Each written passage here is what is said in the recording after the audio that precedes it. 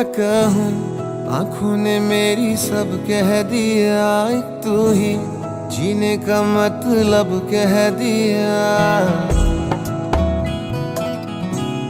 ओ क्या कहूँ, आँखों ने मेरी सब कह दिया, एक तू ही जीने का मतलब कह दिया। अब सांसें चले ना चले क्या फिकर, तू चले साथ तो खूबसूरत सफर। तेरी राहों में मेरा जहां के रंग लग गया इश्क दा, के रंग लग गया इश्क दा। मैं तेरा होया इस तरह, के रंग लग गया इश्क दा।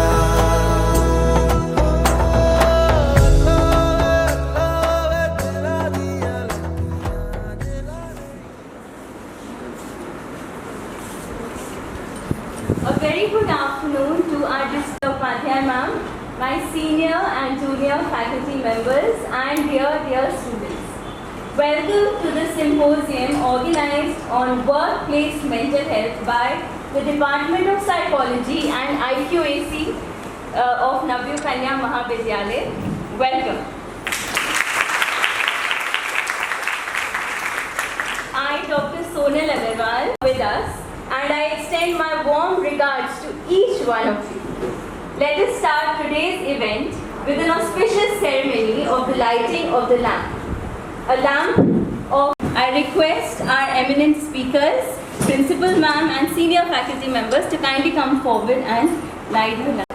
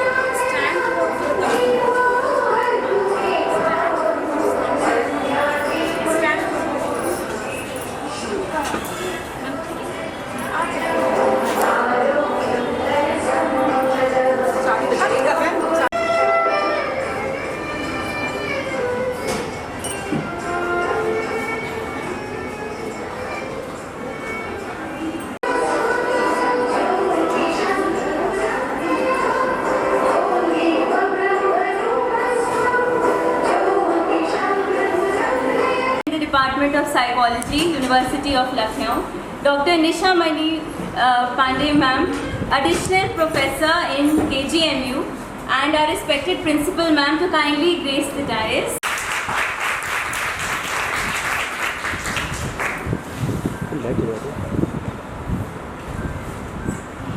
I also request our special speaker, Dr.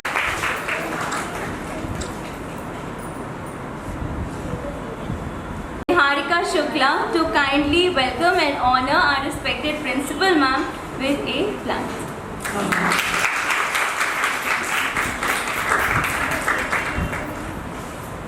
Have increased drastically, leading to an increase in anxiety and health-related concerns amongst the employees.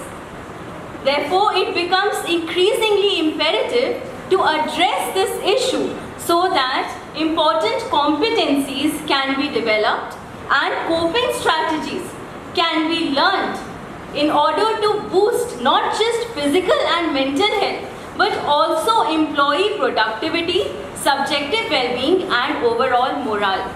Today's symposium on workplace mental health aims to address all the aforementioned concerns.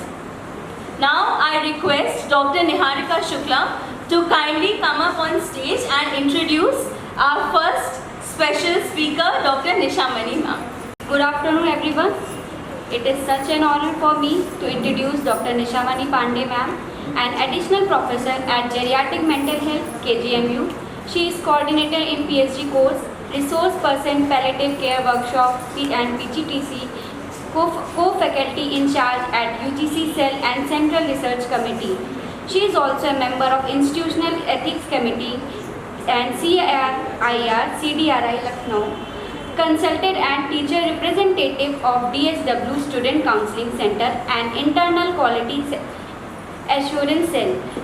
Also a core member of Women Empowerment Cell.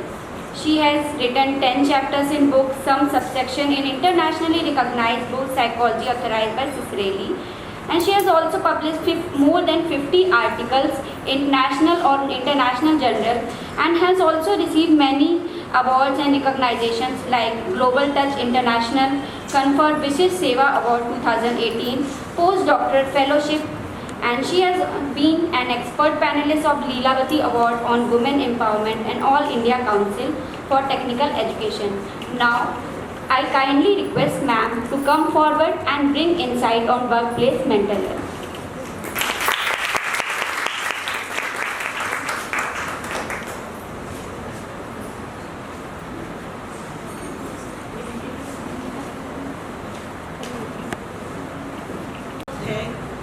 The organizers of this Navayug Kanya Mahavidyalaya, especially principal ma'am.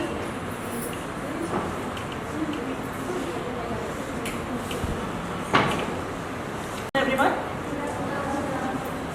thank you. आप सबको बहुत बहुत प्यार और नमस्कार। आज हम सब यहाँ उपस्थित हुए हैं world mental health day celebrate करने के लिए, है ना। मेंटल हेल्थ का अबकी का जो टॉपिक दिया गया है, the topic which was given this year was mental health at work place.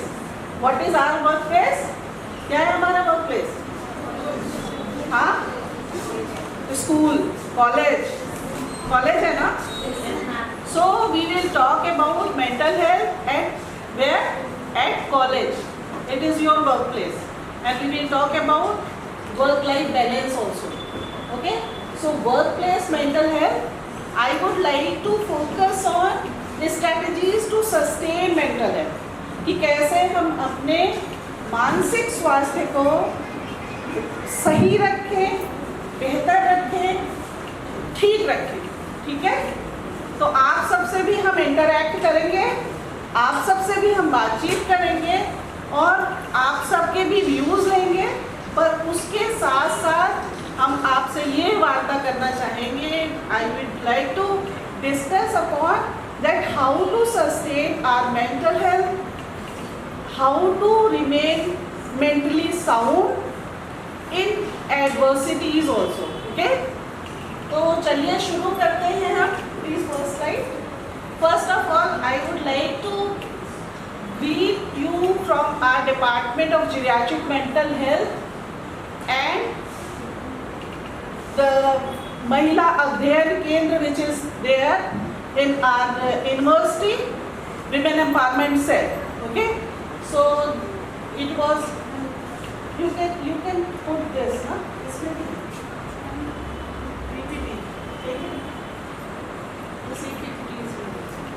So I would like to greet you all from Department of Geriatric Mental Health and King George's Medical University, and I would like to congratulate you all, especially Dr. Sonal Agarwal, who very nicely talked to me and she asked about this.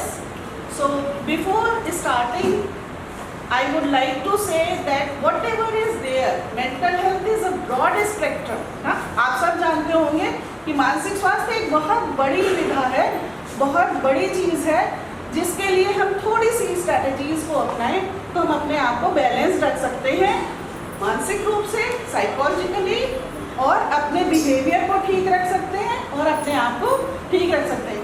I think it will be better to talk with you in Hindi, in English both. What language you want? Bilingual? Okay. So first we would like to talk on strategies to prioritize students' mental health. No? So this presentation is, I would like to disclaim that this presentation is prepared by me on the basis of my own experiences as well as my learning, which I learned from my teachers and our seniors. Okay?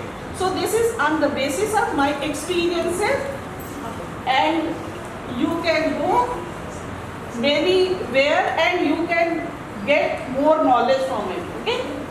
So greetings. So what points I will discuss? I would like to discuss on mental health characteristics, determinants of good and poor mental health. What are the pillars of mental health? Because we should know. We know that foundation is stone of anything depends on the foundation, on the base. So we need to know what are the pillars so that we can strengthen that. And if it is strengthened, then what will happen? We will be sound. The building will be sound. Likewise, if we will strengthen those capabilities, we will be soundly we can handle situations, odd situations. Then I would like to discuss on strategies to sustain mental health next.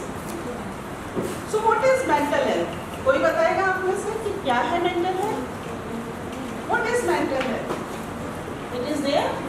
Anyone? कोई भी? हाँ बोलो.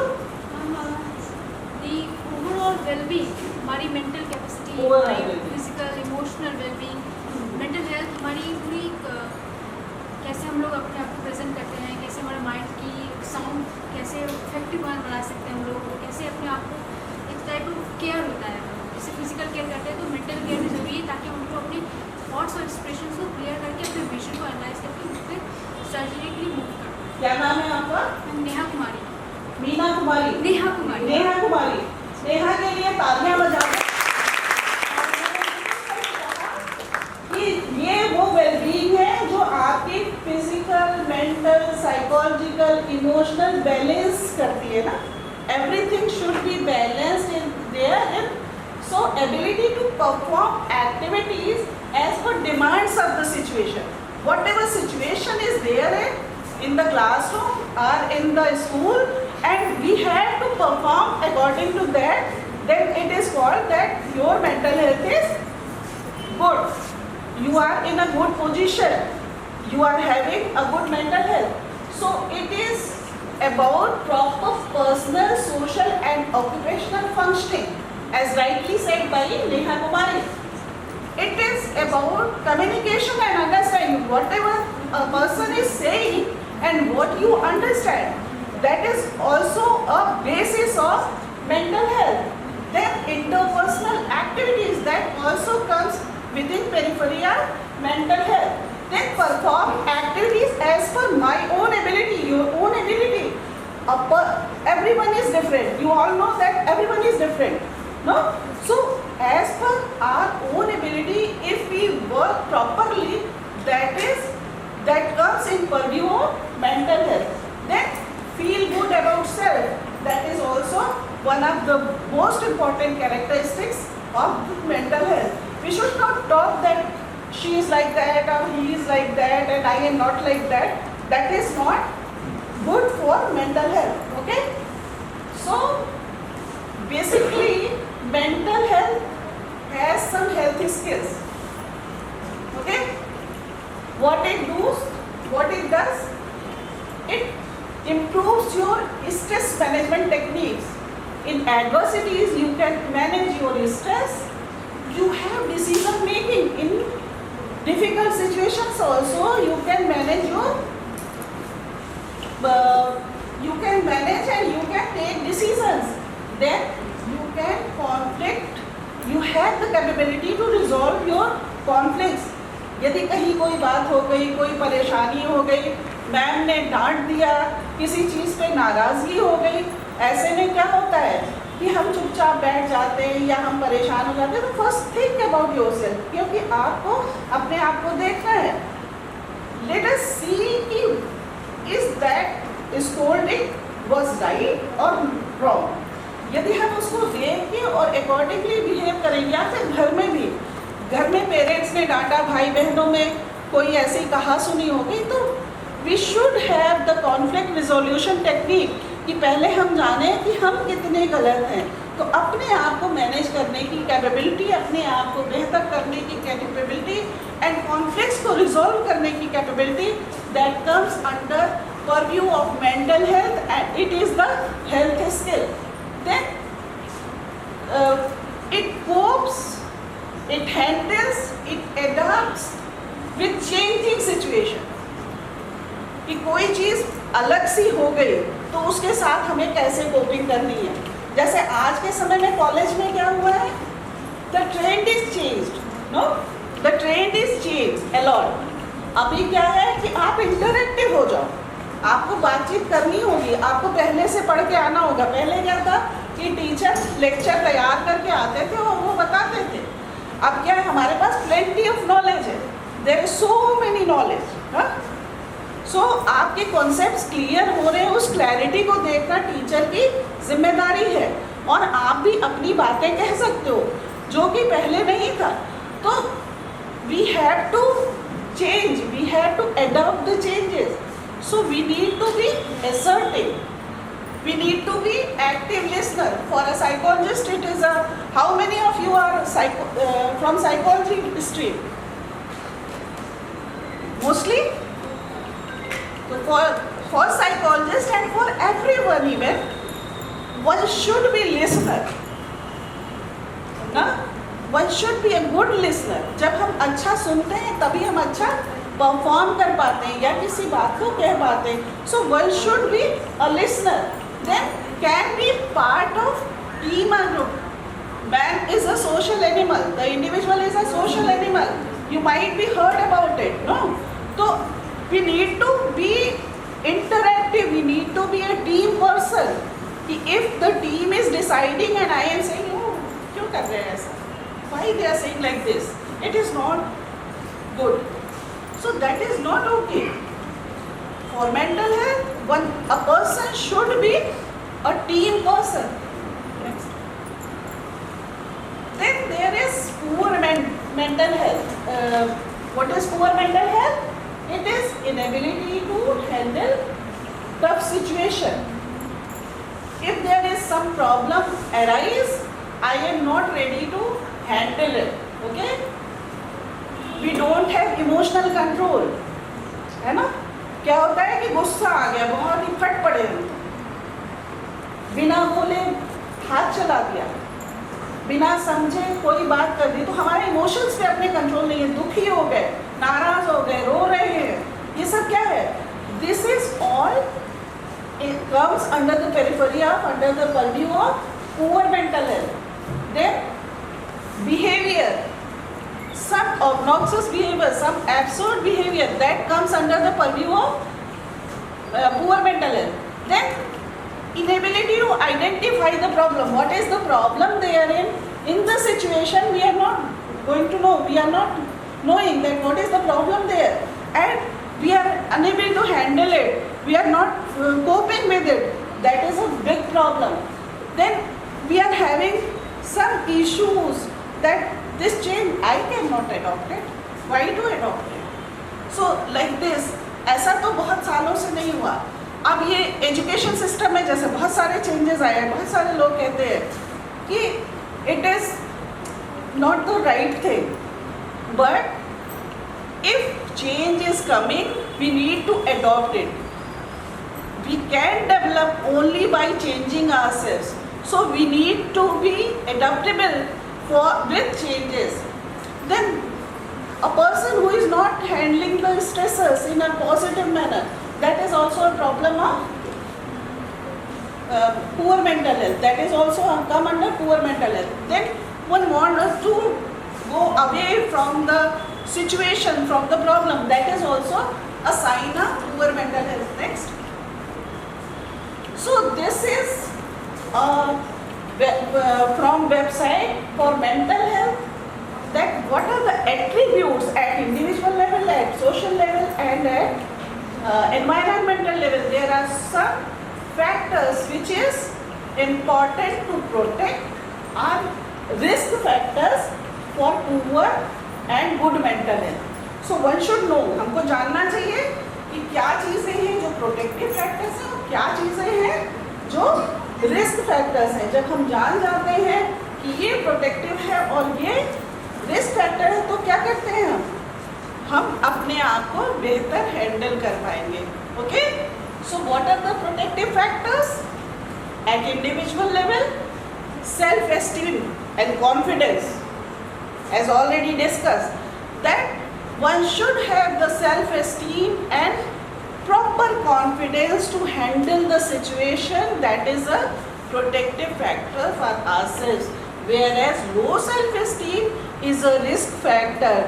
Then students, whenever you think that my self esteem is going down, I am not having that kind of self esteem that should be there in with me, one should take it as warning sign and discuss with someone so that you can improve your self-esteem. Then matured outlook. Everywhere there is a parameter. At each and every stage of life there is a parameter. सबको पता है कि एक पैमाना होता है किसी भी एज ग्रुप के लिए, किसी भी स्थिति के लिए. ठीक है, एक पैमाना मानते हैं ना कि ये नॉर्मल है. तो आपकी उम्र में कोई चीज़ यदि उस पैमाने के हिसाब से मैच्योर्ड है, यदि वो परिपक्वता है, ये आपके लिए रिस्क प्रोटेक्टिव फैक्टर है. जबकि आपकी कॉग्निटिव या इमोशनल इमेच्योरिटी है, यदि कोई इमेच्योर है तो आपको आपस में डिस्कस करके उसको हैंडल करना चाहिए. ये कैसे होगा? With team spirit. नो, फिर communication skill. If my communication skill is not good, then it is a risk factor. If it is good, it is a protective factor. Then physical health and fitness. Definitely जब हमारा शरीर ठीक नहीं रहेगा, आजकल लगातार बात होती है कि अपने शरीर को हमें ठीक रखना चाहिए, स्वस्थ रखना चाहिए, क्योंकि शरीर स्वस्थ शरीर में स्वस्थ मन का निवास होता है. तो वो एक प्रोटेक्टिव फैक्टर है, आपका स्वस्थ शरीर. और आपका जो यदि बीमार शरीर है, किसी भी तरीके की परेशानी या दिक्कत है, तो उसको वार्निंग साइन समझिए अपने पुअर मेंटल हेल्थ के लिए. फिर सोशल लेवल पे क्या है? जैसे आपका सोशल सपोर्ट है, गुड पेरेंटिंग है, इंस्टीट्यूशनल सपोर्ट है, आपका फिजिकल सिक्योरिटी सेफ्टी है. हाँ बोलो, पूछो. As you said that there is a parameter or limit that is defined, beyond which it becomes a risk factor. But sometimes a parameter or limit is defined by a third person, like our parents, or peers, or friends, in our surroundings. Your voice is not audible. थोड़ा आगे आके बोल दो. I'm audible. बोलो बोलो. Ma'am, as you said that there is a parameter or limit which should be set by us so that we don't fall into the risk factor zone and deteriorate our mental health. So sometimes that parameter or limit is set by our parents or peers or friends groups for seeking external validation and for establishing our sense of worth. So unable to achieve those parameters as expected by others, our parents or our families, can sometimes demotivate us, which is not good. Even if we have a good sense of worth, yeah, we have worth, but how do we cope with Very that? rightly said, beta. You said very rightly. You mean to say, if I am understanding you rightly, that you want to discuss that there are many people who are setting the parameters, and I, as an observer, as the student, I observe other set of parameters. Then what to do? What can be done, students? If you think your parameter is okay, and there is a lot of parameters by parents, teachers, and everybody who are elder than you, one should discuss on it. What should be the parameter? What is the new parameter? then one can come on the consensus, isn't it? आपको parameter बदलना है, यदि आपको parameter में कोई change लाना है और आपको बहुत सारे लोग, मैं ये नहीं कह रही हूँ कि कौन सा सही है कौन सा गलत है, then we should identify what is the new norms, what is the new parameter. Like before there was type of parenting that was different kind. Right now the teacher students bonds are differently viewed, no? तो parameters समय समय पर बदलते गए. Like you might heard that after COVID there are so many new normal. You know, before we were hearing that if a person is changing, for example, if a person is changing his or her occupation, that is called there is mood disorder. But now it is not like that, because each and every person in IT sector, even in education, people are there in education, they are doing a lot of things, but certain times what they do, they started some startup. From here, entirely different setup. That is not, this is the new normal parameter. But one had to set the parameter. आइए discuss करते हैं, क्योंकि हर चीज़ में discussion का बहुत अहमियत है. उसके एविडेंसेस लाने पड़ेंगे. आप अकेले कह रहे हैं, आपके साथ का पूरा ग्रुप बना रहा है उस पैरामीटर को, उसमें कौन कौन से लोग इन्वॉल्व हैं, that needs to be identified. At times what happens that my parents are saying that this is not right, this is not good for you. You are saying that thing also, na? That thing only. Your teacher is saying no, this is not good for you, this is not the right thing, and you are thinking no, this is the right thing. So let us talk about it. What is right and what is wrong? Because all stakeholders, for this, all stakeholders to sit and they have to discuss, then they have to identify the new parameters. Okay? And for parents, यदि आपको कोई चीज़ लगती है कि parents कह रहे हैं कि ये राइट ठीक नहीं कर रहे हो तुम, तो आप डिस्कस कर सकते हैं वहाँ पे पेरेंट्स से कि आजकल यही चलता है. मैं आपको एक एग्जांपल देती हूँ. दो example is not very good, लेकिन मैं देती हूँ. मेरी बेटी बहुत छोटी थी तब, 7th 8th में, ठीक है, और वो ग्रुप में बात कर रहे थे, फ्रेंड्स बैठे हुए थे एंड दे वेर टॉकिंग. और जब मैं मतलब दोस्त चले गए तो उसने कहा मैम प्रिंसी ने ऐसा कहा. आई सेड बेटा what is this, this is not the right thing. She said that माँ everybody says like this. So I said, is it okay to say? जो आपको बता रहे हैं वो क्या सही है? But माँ everybody says like this. आपने तो सुना नहीं कि क्या क्या कहते हैं. It is okay कि कौन क्या कहता है, क्या करता है, कैसे करता है, पर हम आपको बता रहे हैं कि देखो ये सही है as parent.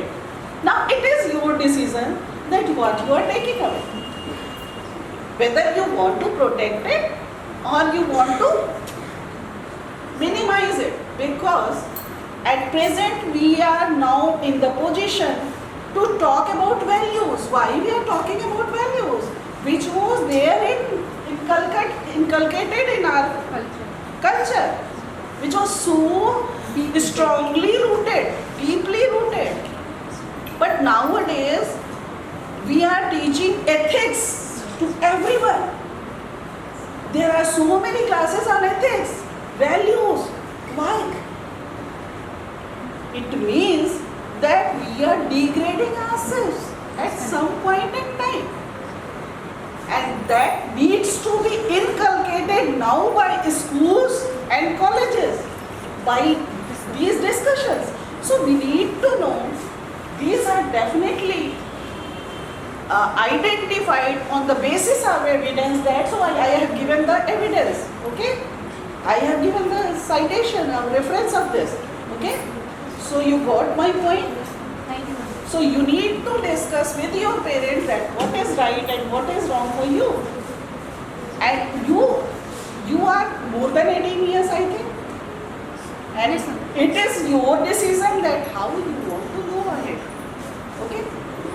The parent, teacher always think about that the child should not be misguided. Now it is my right where I want to go. That is totally okay.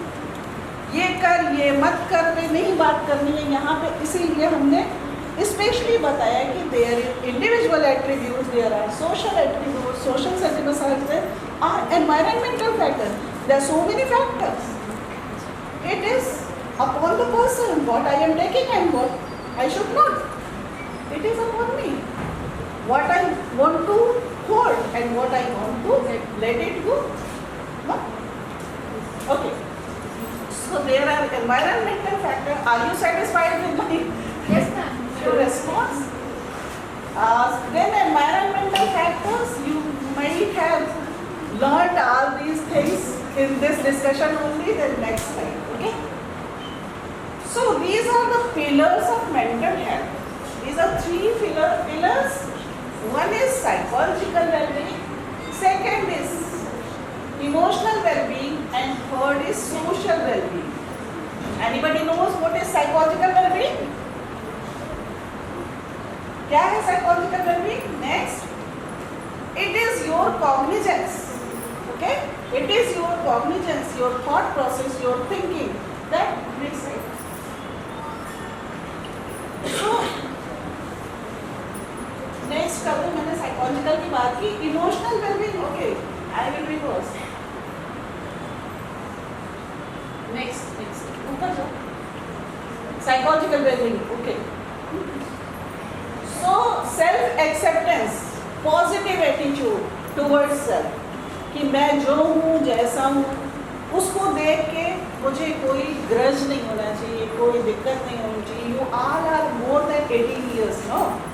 तो at the age of 18 years it is said that आप अपने रास्ते चुन सकते हो, पर हमें सोचना चाहिए कि रास्ता कौन सा चुनना चाहिए.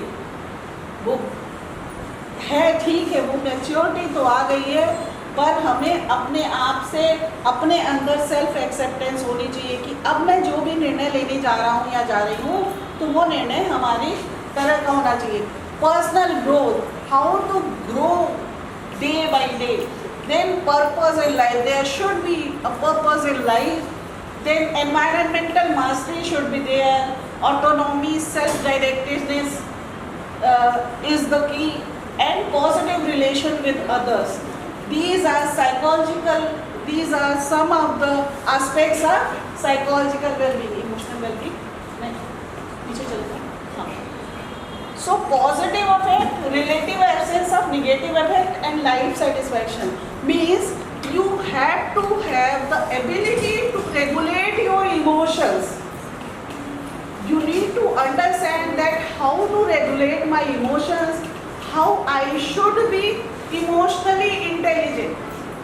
Psychological वाले से तो आपने अपने आप के अपनी IQ के आधार पे अपनी बातें की, but you can improve your. It is said that psychological cognizance मतलब आपका IQ जो है वो बहुत बढ़ नहीं सकता, पर आप प्रयास करेंगे तो डेफिनेटली साइकोलॉजिकली और जो आपका इमोशनल इंटेलिजेंस है उसको आप बढ़ा सकते हैं. तो emotion regulation techniques that is needed. Third one.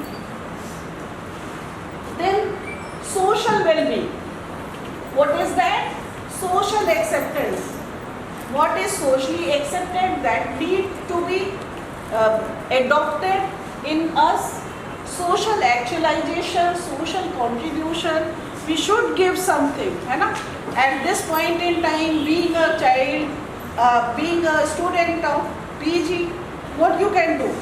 What you can contribute to the society? You can give a role model to the society, that what should be done, that can be given. Social coherence should be there and social integration. These are the parts of social well-being. Next. तो क्या stresses होते हैं? What are their stresses? Which at times affect our mental health. An imbalance between the demands placed and the ability to perform.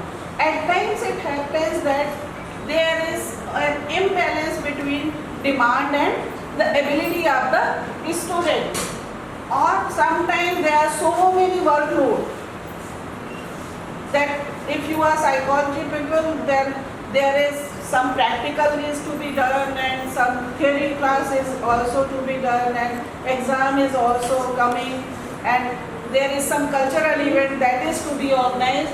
So how to handle it? No? Then unclear roles and responsibilities. You do not know that what is my role and responsibility, how to do it. Then poor management and poor communication. आपको learn as a work culture कि आपको लंबे समय तक के लिए कहीं बैठा दिया जाता है. Next.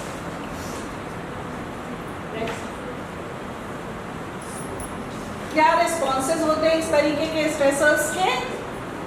एट टाइम्स सोमैटिक, हाथ पैरों में दर्द, सिर में दर्द, सर हेडेक बहुत बड़ा रीज़न है. लोग कहते हैं ना बहुत सर दर्द होता है, हाथ पैरों में दर्द होता है. कॉग्निटिवली क्या होता है? मन अच्छा नहीं हो रहा है आपका, आप किसी से बात करने की इच्छा नहीं हो रही है. बिहेवियरल लेवल पे आप क्या करते हो? गुस्सा हो जाते हो, आप अपने काम को प्रॉपरली परफॉर्म नहीं करते हो. इमोशनल लेवल पे क्या होगा कि आप दुखी हो जाते हो, परेशान हो जाते हो या गुस्सा करने लगते हो, लाइक दैट. नेक्स्ट. तो क्या करेंगे हम मैनेज करने के लिए? 3 चीजें. Change the thinking. विचार स्तर पे अपने में बदलाव लाए. कोई एक चीज जो आपको स्ट्रेस दे रही है, चाहे वर्कलोड की वजह से, चाहे किसी परेशानी की वजह से, उन चीज़ों को ये देखें कि क्या आपके साथ के लोगों को भी इतना ही स्ट्रेस हो रहा है. आप बैठ के बात करें कि उसका जरिया निकल आएगा. Change the behaviour. किसी चीज़ पे हम मगज मारते रहें, पीटते रहें अपने सर को, उससे अच्छा हम ये सोचें कि और एक कंसेंसस एफर्ट करते हैं, टीम एफर्ट करते हैं and we can modify our behaviour and we can go through. यदि काम मिला है तो इसे करना ही है, ठीक है. And change the lifestyle, which is very important at this point in time. Next. So time management is very important. Identify what you feel is important and how to, why you feel it is urgent, and after that you have to identify and do it. Then don't feel guilty for saying no. If one work cannot be done, you can say that this can be done next time. Okay. So practice positivity. Ma'am का बढ़िया और प्यारा सा topic है कि we need to practice positivity in any situation. If we practice positivity, it helps a lot. It develops our emotional awareness. It strengthens the problem solving skills. It strengthens it cultivates social connection and it helps in identifying our behavior and modifying that. Okay? So be aware of the signs and symptoms. One should know that what are the signs and symptoms. It may be cognitive, it may be emotional, it may be behavioral. यदि कोई भी sign या symptoms यहाँ पे मैं आप लोगों को बता दूँ, किसी भी तरीके का व्यवहार में बदलाव, इमोशंस में बदलाव, विचारों में बदलाव 15 दिन से अंदर किसी के अंदर लगातार देखने को मिलता है, तो ध्यान रखें, सजग हो जाए कि कोई मनोवैज्ञानिक या मानसिक समस्या हो रही है.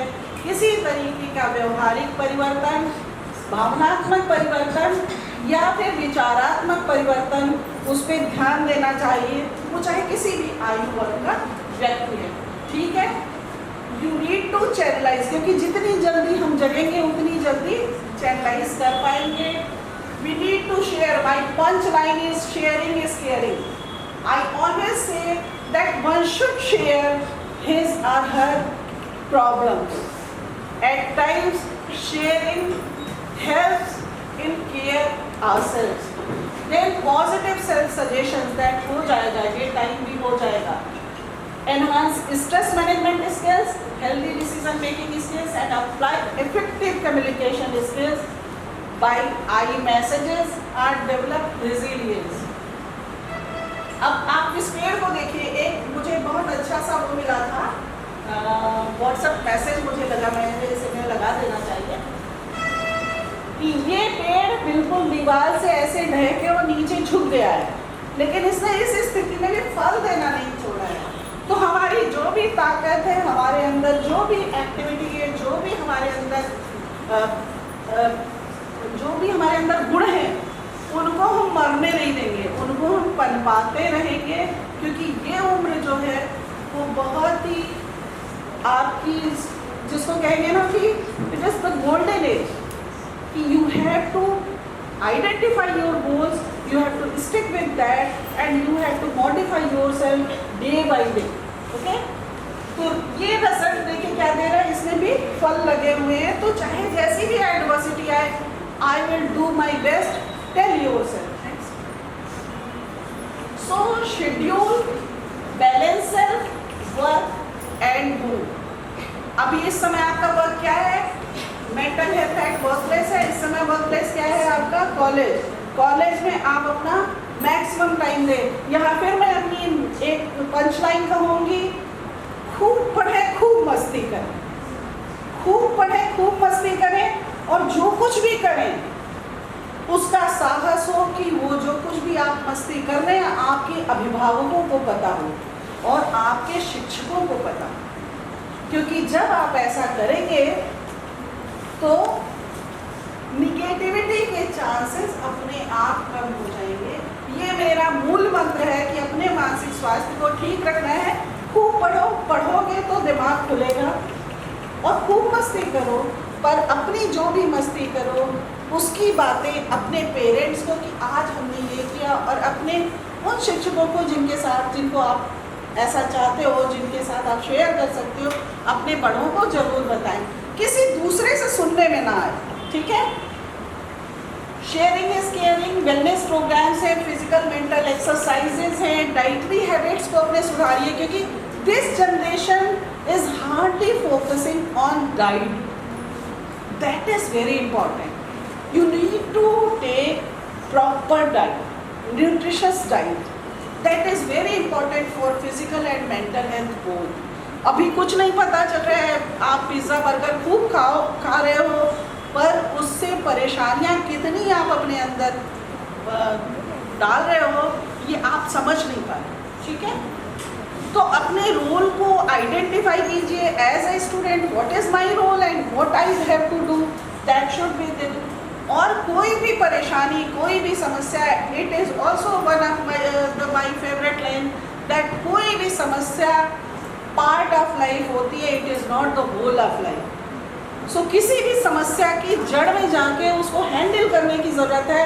If you will handle, it will B handle properly, and think that ये वक्त भी गुजर जाएगा. Next, we need to balance our life activities. So how we can balance? You can see this circle. Do physical activities, spiritual activities, family activities, social activities, intellectual activities, work activities, and cultural activities. It will definitely enhance your work-life balance. It will give you pleasure. Next. So take home messages. Every problem has its solution. Awareness about self is the key to handle issues. तो अपने बारे में जानिए, समस्या को जानिए, समझिए, बूझिए, और यदि आपसे नहीं सुलझ पाए तो अपने किसी नियर डियर के पास जाके उसका समाधान ढूंढने की कोशिश कीजिए. निश्चित रूप से सुलझ जाएगा. If anyone feels some emotional, psychological abnormality persistently for more than 15 days, should seek help. ये मैंने आपको बताया कि 15 दिन याद रखिए 2 हफ्ते, 2 से 3 हफ्ते, पर इससे ज़्यादा समय मत दीजिए किसी समस्या को जो आपको बार बार परेशान करती हो। Every problem has a solution. A tiny part of pressure or stress cannot be designated the entire life. So take care and be aware. Next. So this is what I found on website, the work-life balance equilibrium. This says that high well-being, how you can attain, what should be in your boundary, how to designate your boundaries, and how to enhance your well-being. And we all know that how we can reduce our boundaries. Thank you very much for your patience here.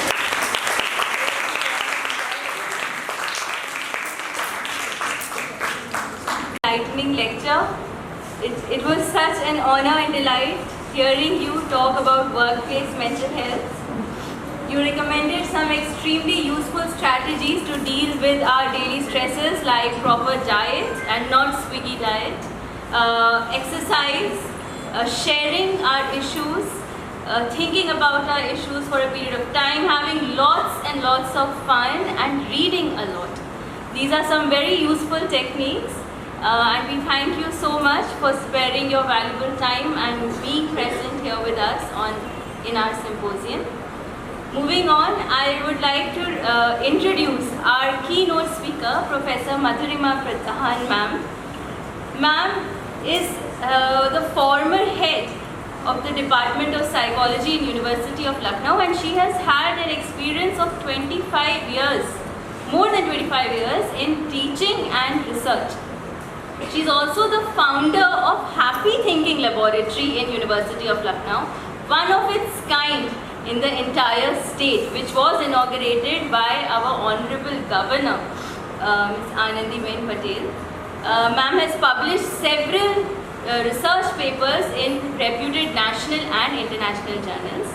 She is the recipient of numerous awards like Awadh Ki Shaan Betiyan, bestowed upon to her by the Mayor of Lucknow, as well as the Governor's Award for creating a tool for spirituality for palliative care.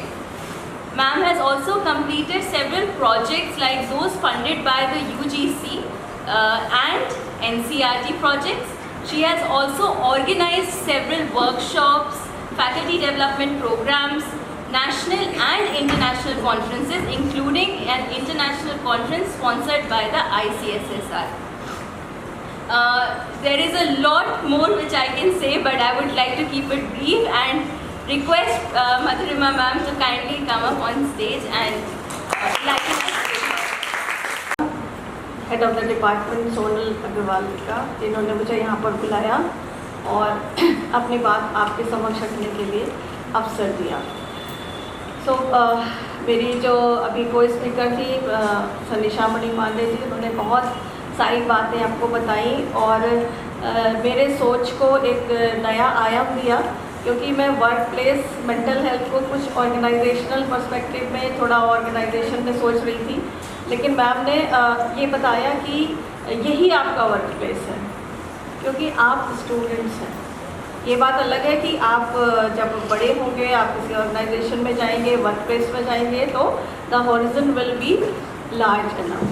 तो जो ma'am ने बताया what is mental health, what are the symptoms, factors and strategies, everything has been told very clearly to all of you. But after listening her, something came into my mind regarding the students' mental health. Because mental health क्या है, इसको समझने के लिए there are many theories, many models which has been developed. Biological model, psychological, psychosocial model, there are many models. But हमारा जो एक Indian perspective है वो स्टूडेंट्स की मेंटल हेल्थ को इंश्योर करने के लिए बहुत ही 5 चीज़ें बताता है, and that is very lucid, very clear. उसमें कहा गया है कि विद्यार्थी के 5 लक्षण होते हैं, जिसमें कहा गया है कि काक चेष्टा, बकुल ध्यानम, श्वान निद्रा तथैव च अल्पाहारी ग्रह त्यागी, विद्यार्थी पंच लक्षणा। तो अगर ये 5 लक्षण अगर आप अपने जीवन में उतार लेते हैं तो आपकी मेंटल हेल्थ खुद ब खुद अच्छी होने लगती है और आपकी वर्क प्लेस में आपका कंट्रीब्यूशन बहुत बढ़ जाता है। इनको हम थोड़ा सा समझें। काक चेष्टा, परसिवरेंस, जैसे कि एक ग्रो होता है ना, कोई भी चीज़ होती है उसमें वो चोंच मारता रहता है जब तक कि उसको खोद नहीं लेता। तो विद्यार्थी में एक लगन होनी चाहिए, परसिवरेंस होनी चाहिए कि कोई भी काम जो आप कर रहे हैं पूरी लगन से, पूरी निष्ठा से आप करें। बहुत सारे उदाहरण हैं इस चीज़ के। अगर हम जाते हैं देखते हैं तो आप लोगों ने शायद हैरी पॉटर का नॉवल पढ़ा हो, उसको उसके जो राइटर थे थॉमस रोलिंग, उनकी script it was rejected by many publishers, मतलब 1000 of publishers rejected his script. उन्होंने कहा नहीं भाई हम नहीं छापेंगे, लेकिन एक there was one publisher who accepted, और आज वो एक मोस्ट फेमस नॉवेलिस्ट है ना। एडमंड हिलेरी का नाम आपने सुना होगा। वो कई बार चढ़े Mount Everest but he failed. तो वो माउंटेन के पास गए, उन्होंने कहा कि you can not grow but I can grow and one day I will come to you. तो उन्होंने हिम्मत नहीं हारी। तो एक अच्छी मेंटल हेल्थ का उदाहरण ये है कि आपके अंदर वो परसिवरेंस होना चाहिए, एक एफर्ट, एक कंटिन्यूटी की। अगर हम फेल भी हो जाएं तो भी हम प्रयास करना नहीं छोड़ेंगे, क्योंकि फेल होना गलत नहीं है, प्रयास करना छोड़ना है। ठीक है। दूसरी बात आइए वकुल ध्यानम, यानी कि आपका फोकस कहाँ पे है। बहुत कंपटीशन है माता, there are many competition, there are many things in which you have to excel, but whether you focus on competition और यू फोकस ऑन अपॉर्चुनिटीज़।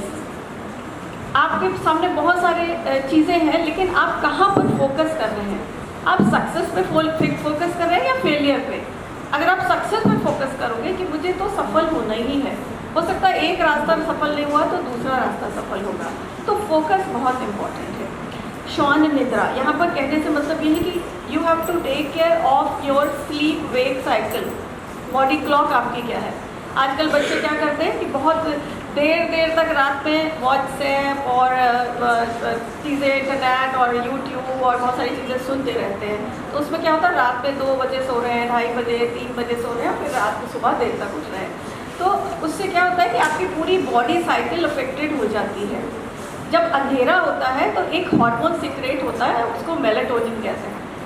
अगर आप उस समय पे 11 बजे तक मैक्सिमम नहीं सोते तो वो हार्मोन का सिक्रेशन कम हो जाता है और आपकी पूरी बॉडी क्लॉक अफेक्टेड होने लगती है। तो you have to take care for your sleep wake cycle. तो these are the very important indicator कि आपको फिजिकल हेल्थ पर भी ध्यान देना है और मेंटल हेल्थ पर भी ध्यान देना है। फिर अल्पाहारी, you have to focus on your diet. आप क्या खा रहे हो। आप जंक फूड खा रहे हो, आप देर तक रात में पढ़ रहे हो तो आप स्विगी ऑर्डर कर ले रहे हो, घर वालों को पता ही नहीं चल रहा है, चुपचाप बैक डोर से आ गया सामान और खा लिया। पहले घर में पूछा क्या बना है, नहीं समझ में आया तो ज़ोमैटो कर लिया। ठीक है। तो डाइट पर ध्यान देना है क्योंकि आपको एफर्ट्स ज़्यादा करने हैं, मेहनत ज़्यादा करनी है।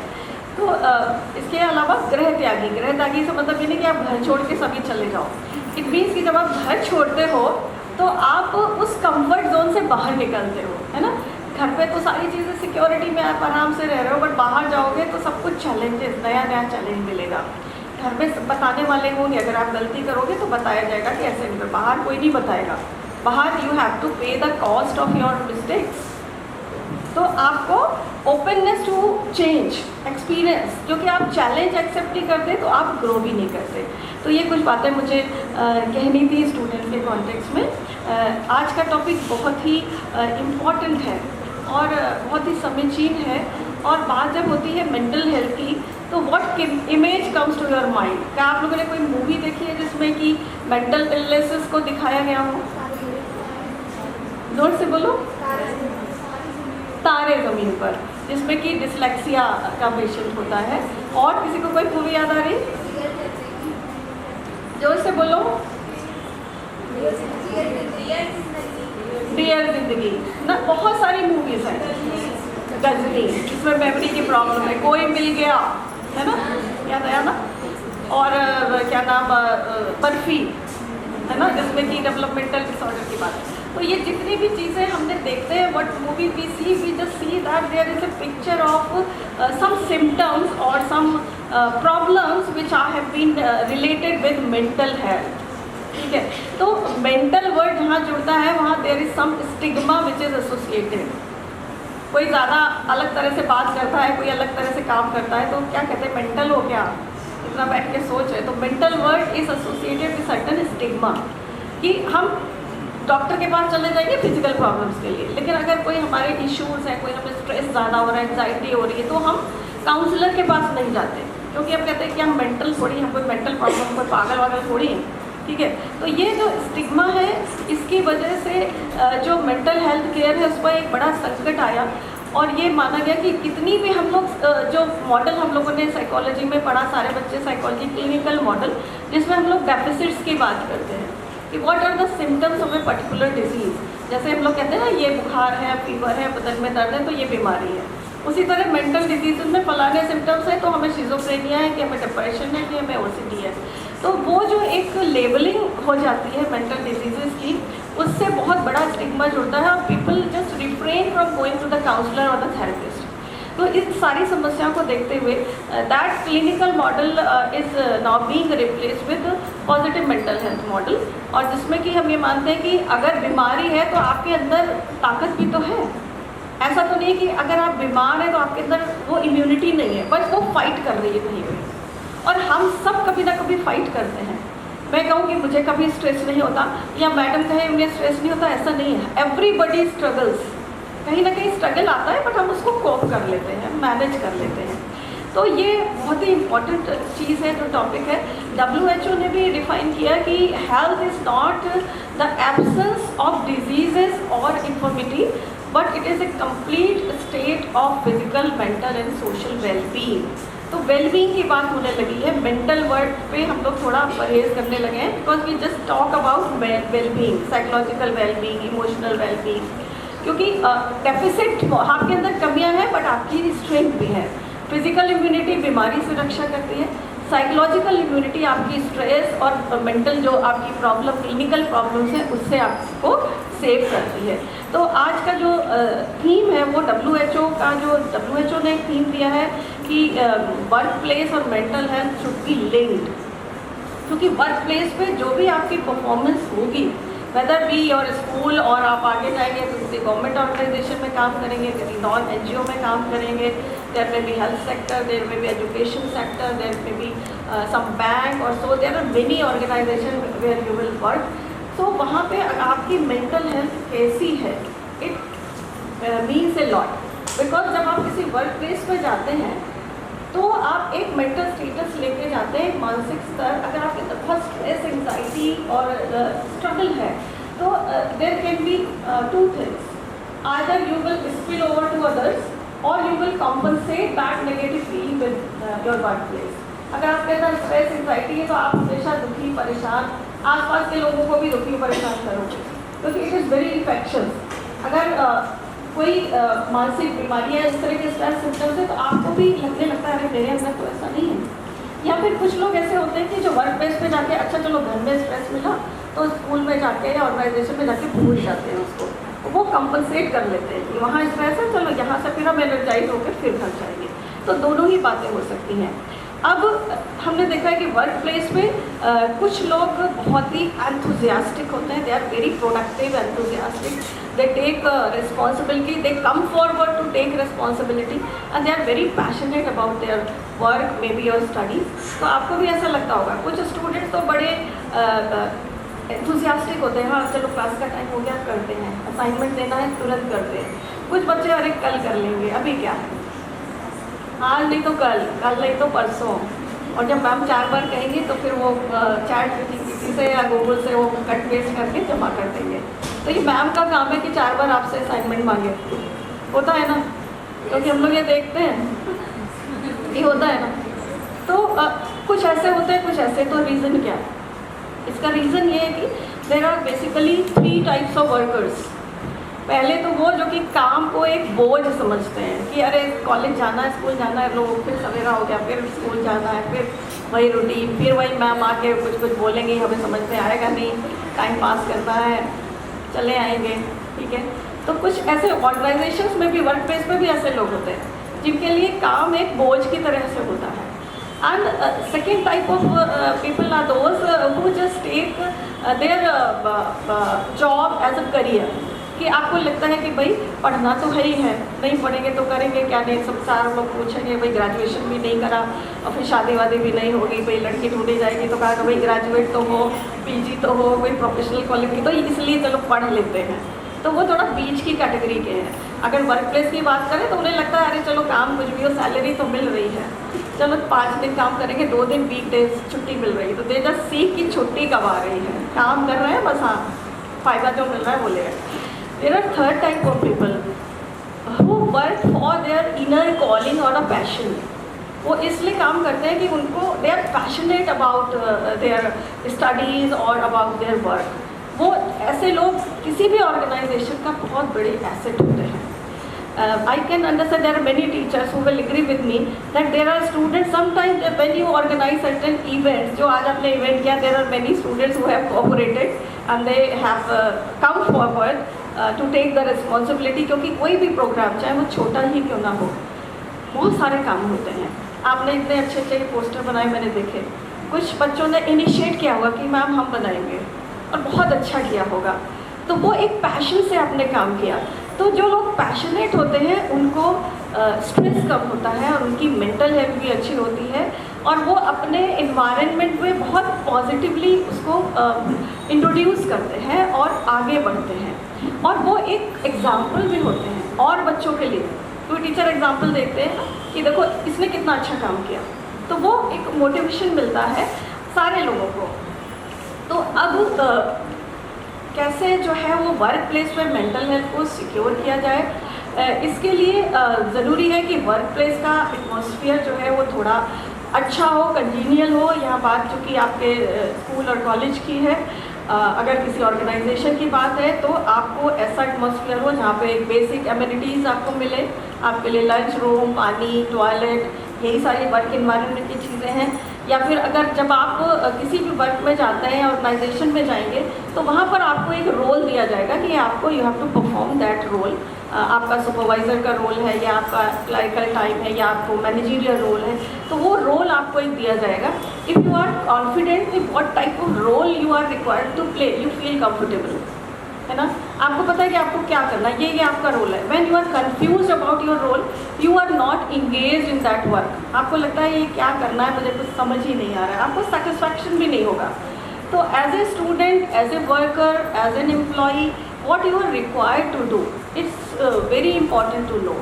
और फिर आपकी जॉब में जो प्रमोशन अपॉर्चुनिटीज़ हैं, आपकी जो एक आपका मोटिव होता है इफेक्टेंस मोटिव, वो मतलब ये कि if you want to prove yourself, आपको लगता है आप इफेक्टिव हैं, you can control the situation. हर व्यक्ति में होता है, हम सभी चाहते हैं we want to be efficacious, कि हमारे अंदर जो स्ट्रेंथ है we want to express those strengths. तो अगर आपको उसका अवसर दिया जाता है कि you can contribute in that manner, बहुत जो भी आपकी क्वालिटीज़ है, किसी में डांस का होगा, किसी में पोइट्री सुनाने का, किसी में पेंटिंग करने का, तो यही सारी कैपेसिटीज़ लेके आप किसी ऑर्गेनाइजेशन में भी जाएंगे। कुछ बच्चे हॉबी क्लासेस भी कर रहे होंगे, कर रहे हैं कुछ लोग, कर रहे हैं कि नहीं? खड़े करो हाथ, कौन कौन कर रहा है, क्या सीख रहे हो, जोर से बोलो। कंप्यूटर स्किल्स सीख रहे हो। कुछ बच्चे हो सकता है कुछ और भी सीख रहे हैं, ड्राइंग, पेंटिंग है, डांसिंग है, बहुत सारी चीज़ें सीखते हैं बच्चे अलग से। तो वो एक आपकी एक्स्ट्रा करिकुलर, आपकी एक्स्ट्रा नॉलेज है। तो जब आप वो नॉलेज लेके किसी ऑर्गेनाइजेशन में जाओगे और वहाँ कहोगे कि भाई हमें तो कंप्यूटर की नॉलेज भी है, हमें तो कल्चरल एक्टिविटीज़ में भी इंटरेस्ट है, तो यू विल बी इनकरेज। आपको वहाँ पर अगर इंसेंटिव मिलता है, मोटिवेशन मिलता है, तो आपका मोरल हाई होता है। और जो टर्नओवर है, आप लोगों के लिए शायद ये ऐसा वर्ड हो, शायद मैं MA लेवल की बात कर रही हूँ, सोनल माइट बी नोइंग, कि जो वर्क प्लेस में अगर आपको लगता है कि यू आर सेटिस्फाइड, देन आपको लगता है कि you should not skip your school, you should not skip your छुट्टी, कम से कम लेंगे, काम करेंगे। लेकिन जब आपको लगता है ज़बरदस्ती वाली बात है, तो छुट्टी की ज़्यादा ज़रूरत है, काम की नहीं, उससे कोई मतलब नहीं है। तो आप how you will be engage in that work, it depends on various extrinsic factors and intrinsic factors. Extrinsic factors which are outside you and intrinsic factors which are inside you. Extrinsic factors में you can say there are policies, there are rules which are set for an organization. Working condition क्या है, बहुत flexible है या बहुत rigid है. अगर आपको असाइनमेंट देना है तो इस तारीख को इतने बजे तक जमा करना है, उसके बाद नहीं जमा होगा. या फिर आपको एक एप्लीकेशन देनी होगी, कुछ फ्लेक्सिबिलिटी है कि नहीं, ये सारी चीज़ें आपके मेंटल हेल्थ को डिपेंड करेंगी. फिर अगर आपको सैलरी मिल रही है तो कितनी सैलरी मिल रही है, इंसेंटिव्स मिल रहे हैं, प्रमोशन की अपॉर्चुनिटीज़ क्या है, आपको ट्रेनिंग कितनी दी जा रही हैं. तो ये एक्सट्रिंसिक फैक्टर्स हैं जो कि आपके ऑर्गेनाइजेशन में या वर्क प्लेस पर होते हैं. उस वर्क प्लेस का कल्चर क्या है. हर कल्चर, एक ऑर्गेनाइजेशन में एक कल्चर होता है. There is a culture of appreciation. क्या वहाँ पर एप्रिसिएशन का कल्चर है, कुछ भी आप काम करते हैं तो उसको अप्रिशिएट किया जाता है या इट इज़ निगलेक्टेड. तो वो कल्चर जो है it also affects your mental health. Even जो 4th क्लास एम्प्लॉय भी काम करता है, अगर वो अच्छा काम करता है तो अगर आप उसको इनकरेज करते हो तो उसका मनोबल बढ़ता है कि मैंने ये अच्छा काम किया तो मैं आगे भी करता रहूँ. इंट्रिंसिक फैक्टर्स की बात करें तो आपका passion, how passionate you are about your work, how responsible, आप अपनी जिम्मेदारी कितनी समझते हैं. अब आप क्लासरूम में गए, आपने क्लास पढ़ा, सारे बच्चे चले गए, पंखा बत्ती सब जल रहा है, तो आपकी रिस्पॉन्सिबिलिटी है कि कोई चीज़ वेस्ट ना हो. पानी पिया तो नल बह रहा है, हाउ रिस्पॉन्सिबल यू आर. तो it also affects your mental health. कुछ पर्सनैलिटीज़ होती हैं वो बड़ी स्ट्रेस के लिए और मेंटल हेल्थ के लिए प्रोन होती हैं, जो कि जैसे कि कुछ लोग बहुत अचीवर होते हैं, भाई ये तो करना ही है, 90% तो नंबर लानी है, 1% भी कम आ गया तो it will B a matter of great stress. तो कुछ ऐसी पर्सनैलिटीज़ भी होती हैं. कुछ ऐसे होते हैं कि टेक इट ईजी वाले, ठीक है जितना आ गया आ गया. तो आपकी पर्सनैलिटी भी आपकी मेंटल हेल्थ को अफेक्ट करती है. And next your work life balance. जैसे मैम ने भी अभी बात करी वर्क लाइफ बैलेंस की, कि आपको घर जाएंगे तो आपके भी बहुत सारे रोल्स होंगे. इसी तरह कोई भी व्यक्ति जब किसी ऑर्गेनाइजेशन में काम करता है, चाहे वो कितने भी लॉन्ग आवर्स हों, but when the person goes back to home, there are many household chores which you have to perform. Even we are the rural workers, घर पे भी काम करना और जॉब भी करना, तो हमारे लिए भी एक बहुत ही चैलेंजिंग काम होता है ये करना. Everybody who comes out for a job has to make a work life balance. तो ये आपके अपनी स्ट्रेंथ पर है, आपके अपने मैनेजमेंट पे है कि आप कैसे सेल्फ को मैनेज करते हैं, टाइम मैनेजमेंट करते हैं, अपनी प्रायोरिटीज़ को डिसाइड करते हैं कि आपको पहले क्या काम करना है, बाद में क्या काम करना है और किस काम को कितने घंटे देने हैं. तो ये सारे फैक्टर्स जो है वो आपकी वर्क प्लेस पे जो मेंटल हेल्थ है उसको अफेक्ट करते हैं. अब जो लीडरशिप है किसी भी ऑर्गेनाइजेशन की या वर्क प्लेस की, वो बहुत कुछ मेंटल हेल्थ को अफेक्ट करती है. अब जैसे यहाँ पर आपके प्रिंसिपल मैनेजर होंगे, तो they will decide the policies of your college or a school and how the school will function, how the discipline will be maintained, how they will contribute to the well-being of the student, how they will maintain the quality of students' growth and development. तो वो चीज़ें बहुत important होती हैं. Here I would like to mention 2 case studies of workplace mental health और workplace culture, जिसमें कि मैं नाम लेना चाहूँगी टाटा ग्रुप का. जमशेदजी टाटा का नाम आपने सुना होगा. जमशेदजी टाटा बहुत ही was a very visionary and very long vision रखने वाले व्यक्ति थे. And it was the period when हमारी भारत पर विदेशों का शासन था and he used to go to foreign countries to stay in a good hotel, but he was denied कि आप इंडियन हैं तो आप you can not stay in this hotel. तो he was so frustrated that he decided कि मैं I will go back to India और मैं जैसे ये होटल है इससे भी अच्छे होटल मैं अपनी कंट्री में बनाऊंगा. तो उन्होंने ताज ग्रुप्स के होटल बनाए. उनका विजन था कि हर व्यक्ति के हाथ में एक कार हो, तो टाटा नैनो कार बनाई. टाटा स्काई सैटेलाइट किए जिससे कि रूरल एरिया में सैटेलाइट पहुँचे और वहाँ टीवी चैनल चल सके. टाटा सॉल्ट, टाटा बहुत सारी चीज़ें उन्होंने बनाई और इस तरह से उन्होंने अपने हज़ारों जो millions of people of India, he try to enhance the quality of their lifes. तो उन्होंने सिर्फ प्रॉफिट नहीं देखा, उन्होंने ये नहीं देखा कि how much profit I gain, उन्होंने say how much I can contribute to my country, what social responsibility I have, मेरी जिम्मेदारी क्या है. तो as a student when you come to your school, you should understand that it is not only to get a degree from here. You have a social responsibility for your college, because your teachers, your staff members are trying to मतलब जो भी आपकी facilities हैं वो आपको मिले, आपको उसका लाभ मिले, तो उसके लिए वो एफर्ट्स कर रहे हैं. तो you should also understand your responsibility. और ये रिस्पॉन्सिबिलिटी बड़े बड़े कामों से नहीं होगी पूरी. There are many small things which you can do. आपके स्मॉल जेस्चर्स, आप टीचर को विश करते हो, उनकी रिस्पेक्ट करते हो, उनकी जो वो बातें कहते हैं वो टाइमली आप असाइनमेंट देते हो, आप जो लाइट पंखा बत्ती इसका ख्याल करते हैं कि वेस्ट ना हो, पानी वेस्ट ना हो, फूड अगर मिल रहा है तो वो वेस्ट ना हो. तो these are the small things which you can do for your not only your organisation but for your own mental health. क्योंकि when you contribute to your surroundings, your society, it is only for yourself. क्योंकि आपकी strong mental health होगी तभी आप contribute भी कर पाओगे. और दोनों वाइस वर्सा हैं. ऐसा करने से भी आपकी मेंटल हेल्थ अच्छी होती है. जब आप घर जाते हो तो बहुत सारी चीज़ें आपको करी कराई मिलती हैं. आपकी मदर खाना बना के रखती है, everything is readymade for you, but do you pay a sense of gratitude to them? आप क्या उनको थैंक यू बोलते हो? क्या आपके कॉलेज में जो आपको फैसिलिटीज़ मिली हैं, जो आपके वर्कर्स हैं जो आपके लिए काम कर रहे हैं, क्या आप उनको थैंक यू देते हो? अपने टीचर्स को थैंक यू देते हो? अपने फ्रेंड्स को थैंक यू देते हो? तो एक सेंस ऑफ ग्रैटिट्यूड, एक आभार अगर हम वो महसूस करते हैं अपने दोस्तों के लिए, अपने फैमिली मेम्बर्स के लिए, टीचर्स के लिए, सराउंडिंग्स के लिए, even God has also given you many things. जो इन्वायरमेंट आपको मिला है, जो fresh air, water and clean water आप चीज़ें ले रहे हो, वो नेचर ने आपको दी हैं. You should feel gratitude and your responsibility कि उस इन्वायरमेंट को सेव करना, सिक्योर करना भी आपकी रिस्पॉन्सिबिलिटी है. And the second case study that I would like to mention is the Infosys group.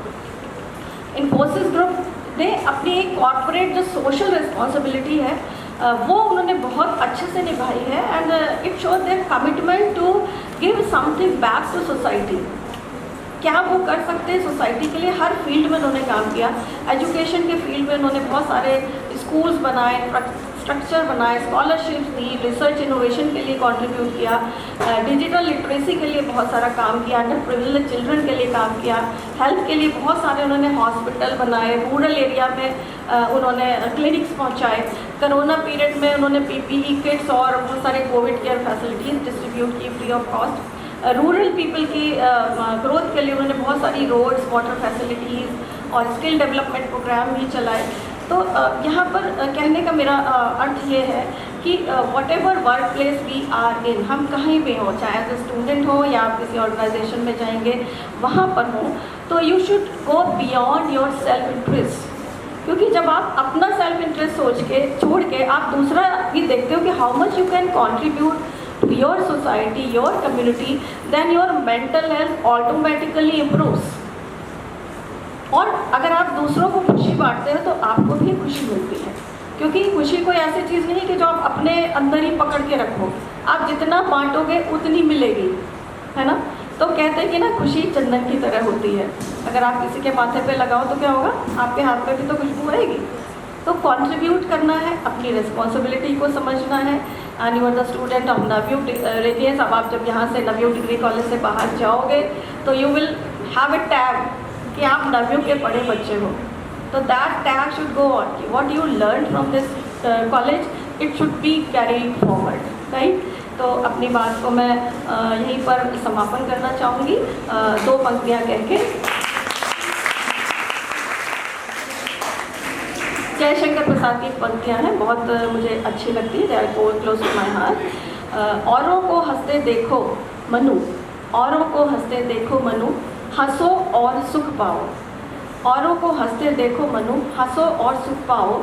अपने सुख को विस्तृत कर लो, सबको सुखी बनाओ. आपके कोई सवाल हो, कोई question? Such an informative lecture on workplace mental health. You suggested such interesting and useful strategies like appreciating our surrounding and holding accountability and responsibility for the environment we live in. These are just a few amongst a lot of strategies which you mentioned in enhancing workplace mental health.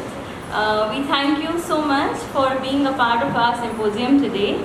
I would like to request our eminent speakers to kindly motivate our winners of poster making competition. We had held a small poster making competition on workplace mental health theme on the 4th of October, and the winners are as follows. So kindly come up on the dais and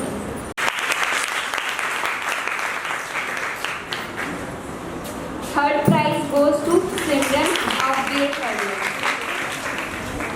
Simran. Second prize goes to Shreya Singh of BA Career.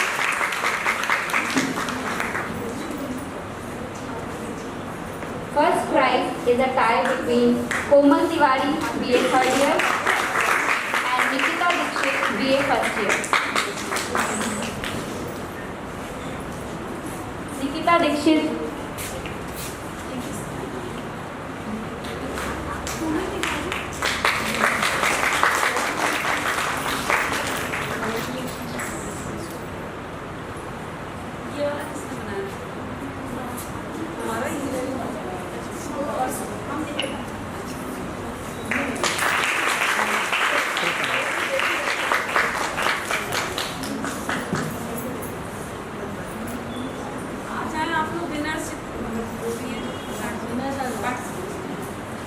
सब लोग हैं participants भी आ गया चाहिए जिन्होंने participate किया।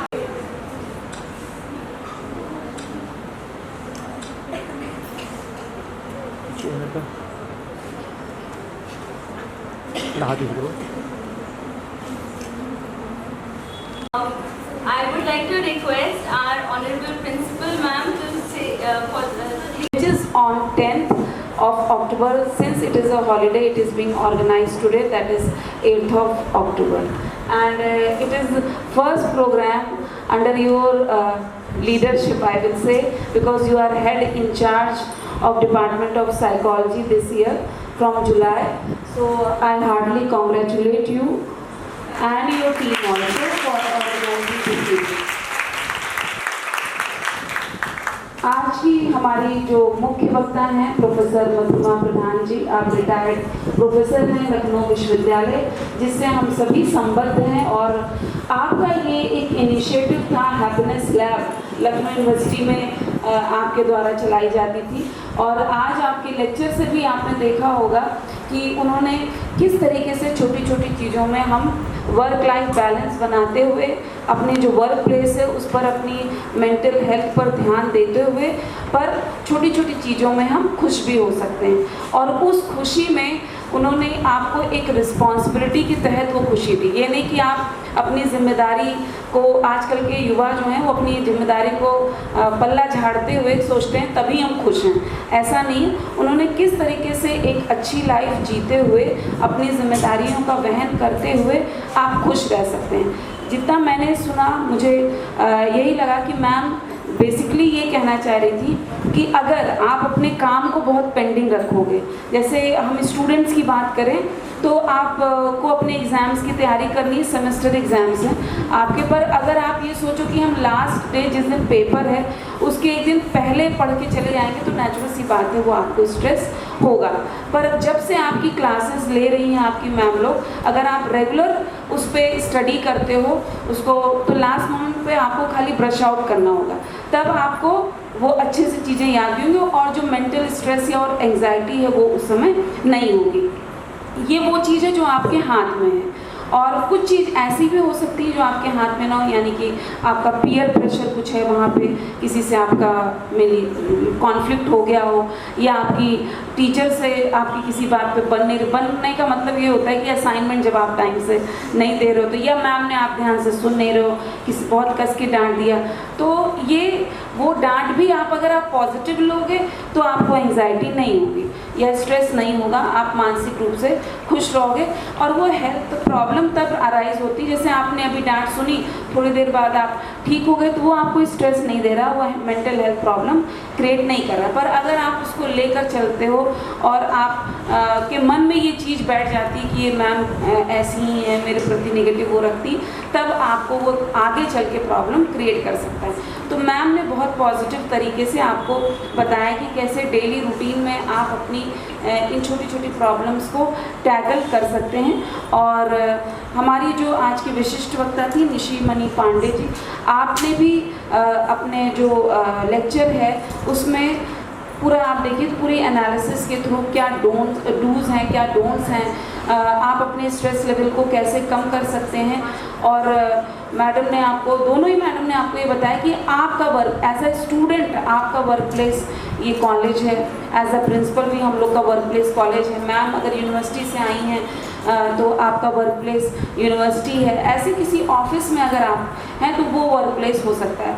और सभी वर्क प्लेसेस का कल्चर, वर्क कल्चर अलग होता है। जैसे कि जो कॉर्पोरेट ऑफिसेज हैं वहाँ के वर्किंग आवर्स आपके लिए कभी कभी ना चाहते हुए भी बहुत स्ट्रेसफुल हो सकते हैं। जब आप 12-12, 14-14 घंटे की नौकरी आपको करनी पड़ सकती है, तब वो स्ट्रेसफुल हो सकता है। इसी तरीके से एडमिनिस्ट्रेटिव जॉब है तो उसके अपने ना चाहते हुए भी और उसके कुछ अपने स्ट्रेसेस पोस्ट के साथ होते ही हैं। ऐसे हर व्यक्ति के जीवन में थोड़े बहुत स्ट्रेसेस होते हैं। और हम जब वर्क प्लेस स्ट्रेस की बात कर रहे हैं या मेंटल हेल्थ की बात कर रहे हैं तो व्यक्ति एक साइकोलॉजिकल प्राणी, तो ऐसा नहीं कि उसके जो घर पे चीज़ें कुछ हुई हैं वो अपने वर्क प्लेस पे या अपने आप की बात करूँ मैं तो कॉलेज में लेके नहीं आते।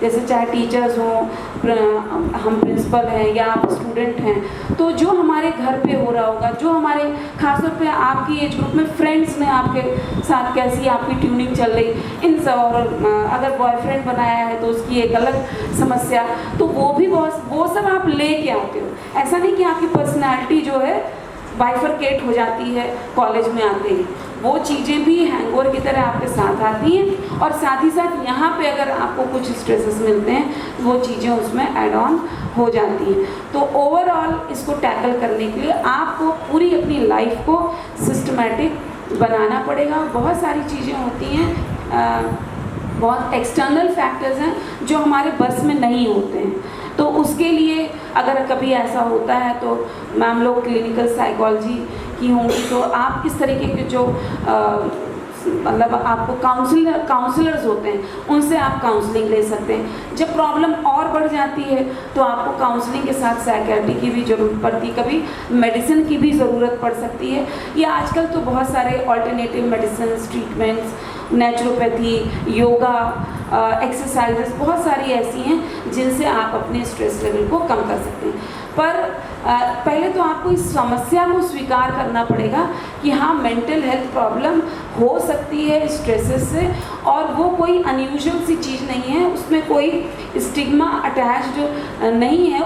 जैसे हमें अपने शरीर को स्वस्थ रखना है वैसे हमें अपने मानसिक स्वास्थ्य को भी स्वस्थ रखेंगे तभी हमारा शरीर भी स्वस्थ रहेगा। जैसे मैं KGMC से हैं तो आप इस बात से अग्री करेंगे, जैसे मैंने भी ग्रेजुएशन तक साइकोलॉजी पढ़ी है, तो साइकोसोमेटिक डिसऑर्डर्स होते हैं बहुत सारे, और जो वो स्ट्रेस से भी जनरेट होते हैं। तो इन सारी तो आप अपने शारीरिक स्वास्थ्य को अच्छा रखने के लिए मानसिक रूप से भी आपको स्वस्थ रहना ज़रूरी है। तो सबसे पहले ज़रूरी है आप उस समस्या को पहचानें, उसको स्वीकार करें, उसके सही समय पर काउंसलिंग करें, अपनी बात को किसी से कहना सीखें, अपने पेरेंट्स से, अपने पीयर ग्रुप से, अपने टीचर से, क्योंकि कभी कभी ऐसा होता है बहुत कुछ ना कहने की वजह से आप सारा लोड अपने ऊपर लेकर चलते हो।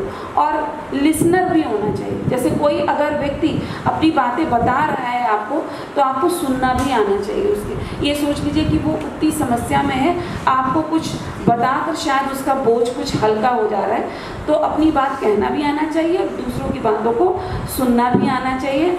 और कभी कभी एम्पैथी, सिंपैथी सारी चीज़ों का विषय, क्योंकि मनुष्य जो है वो भावों से भरा हुआ है, तो किस भाव को कब प्रयोग करना है इसको आपको अगर आता होगा तो आप लाइफ के सभी स्ट्रेसेस को किसी न किसी रूप में डील करेंगे। और अगर नहीं सोल्यूशन निकल पा रहा है तब हमारे पास काउंसलर्स, साइकियाट्रिक जो भी ट्रीटमेंट्स दे सकते हैं वो homeopathy, allopathy, Ayurvedic, naturopathy, yoga सब में इसका ट्रीटमेंट है। तो बेझिझक हमें उन सॉल्यूशंस की तरफ जाना चाहिए। फिर और जो हमारे और फैकल्टी मेंबर्स हैं उनका भी बहुत बहुत धन्यवाद कि आपने ध्यान से सुना और साइकोलॉजी डिपार्टमेंट का मनोबल बढ़ाया, और हमारे स्टूडेंट्स जिन्होंने पेशेंटली इस मतलब मैम के लोगों के लेक्चर को सुना, और सिर्फ सुना नहीं, उसको एक कान से सुन के निकाले में उसको ग्रहण किया, और जो है उस चीज़ को अपनी लाइफ में आप किस प्रकार से प्रयोग कर सकते हैं।